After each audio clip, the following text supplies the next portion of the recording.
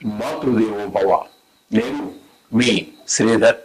నా నెంబర్ కింద స్క్రోల్ అవుతూ ఉంటుంది.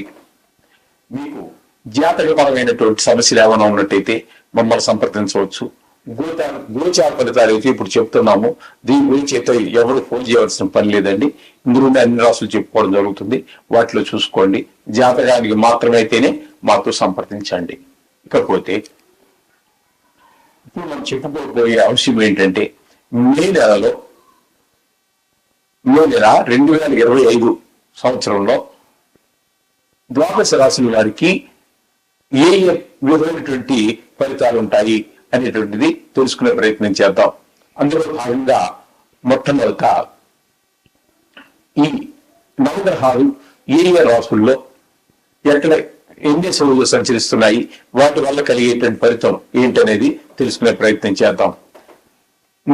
ప్రధానంగా రవి తీసుకున్నట్టయితే మేషరాశిలో 1వ తారీఖు నుండి 14వ తారీఖు వరకు మేషరాశిలోను, తదుపరి 15 నుండి నెలాఖరి వరకు వృషభంలో సంచారం చేస్తూ ఉన్నారు. తదుపరి గురువుని సంచారం తీసుకున్నట్టయితే మేషరాశి 9 వరకు ఇక్కడ గురువు గారు వృషభంలో సంచారం చేస్తున్నారు. మే 10 నుండి మొత్తం మిథున రాశిలో సంచారం చేస్తూ ఉన్నారు. ఇంకా బుధుని కనుక మనం తీసుకున్నట్టయితే 3 రోజులు మీనంలోను, తదుపరి 28 రోజుల పాటు మేషంలోనూ సంచారం చేస్తూ ఉన్నారు. ఇంకా కుజుని యొక్క సంచారం తీసుకున్నట్టయితే నెల మొత్తము మనకి కర్కాటకంలో సంచారం చేస్తూ ఉన్నారు. ఇంకా శుక్రుడు కనుక తీసుకున్నట్టయితే శుక్రుడు నెలంతా కూడా మీనరాశిలోనే సంచారం చేస్తూ ఉన్నారు. శని భగవానుడు కూడా నెలంతా మీనరాశిలోనే సంచారం చేస్తూ ఉన్నారు. రాహువు తీసుకున్నట్టయితే రాహు సంచారం 1వ తారీఖు నుండి 16వ తారీఖు వరకు మీనరాశిలోను, తదుపరి వక్రగతి కారణంగా కుంభంలో గంట వెనక్కి వస్తున్నారు. ఈ విధంగా సంచారం రాహు గ్రహ సంచారం ఉన్నది. ఇంకా కేతు సంచారం కనుక తీసుకున్నట్టయితే 1వ తారీఖు నుంచి 16వ తారీఖు వరకు కన్యా రాశిలోను సంచారం చేస్తున్నారు. తదుపరి వక్రగతి కారణంగా కన్య నుంచి వెనక్కి అంటే సింహంలోకి ప్రవేశిస్తూ ఉన్నారు. ఈ విధంగా మొత్తం గ్రహచారం అంతా ఈ నెలంతా అలా ఉన్నది. ఇప్పుడు రాశుల వారీగా మనం చెప్పుకున్నట్టయితే ఈ ఫలితాలు ఏ విధంగా ఉంటాయని, మీనరాశి వారికి మే నెల 2025 సంవత్సరం గోచార ఫలితాలు ఏ విధంగా ఉన్నాయో సశాస్త్రీయ పద్ధతిలో తెలుసుకునే ప్రయత్నం చేద్దాం.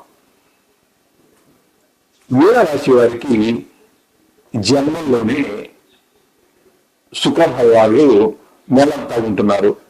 జన్మంలోనే శుక్ర భగవానుడు అంటే జన్మంలో గురువు తర్వాత అంత శుభపరమైనటువంటి ఫలితాలను ఇవ్వగలిగినటువంటి సమర్థుడు శుక్రుడే.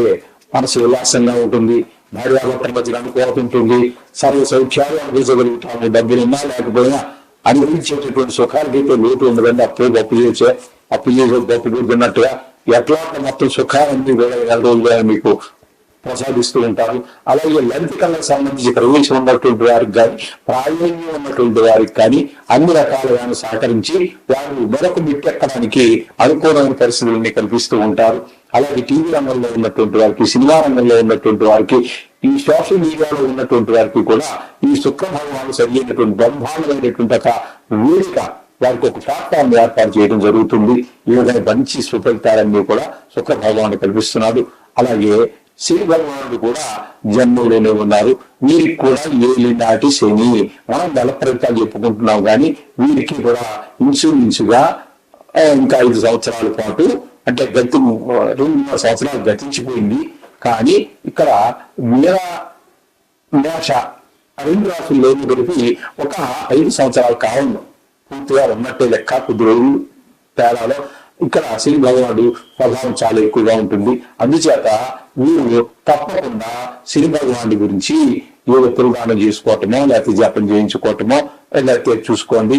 అనారోగ్యాలు ఎక్కువగా కనుక ఉన్నట్టయితే శని కవచం అని ఉంటుందండి, అది చదువుకోండి. అనారోగ్యాల నుంచి మనం బయటపడే ఏంటంటే జన్మల్లో ఉన్నారు కాబట్టి శరీరానికి కొన్ని ఇబ్బందులు ఏర్పడే అవకాశం కనబడుతుంది.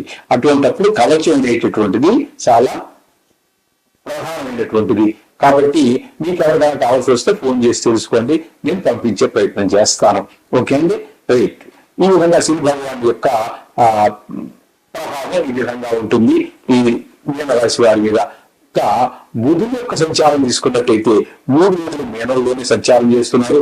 తదుపరి ఆ 3 రోజులు వస్తే మిగతా అంతా కూడా ద్వితీయ స్థానమైనటువంటి మేషంలో సంచారం చేస్తున్నారు.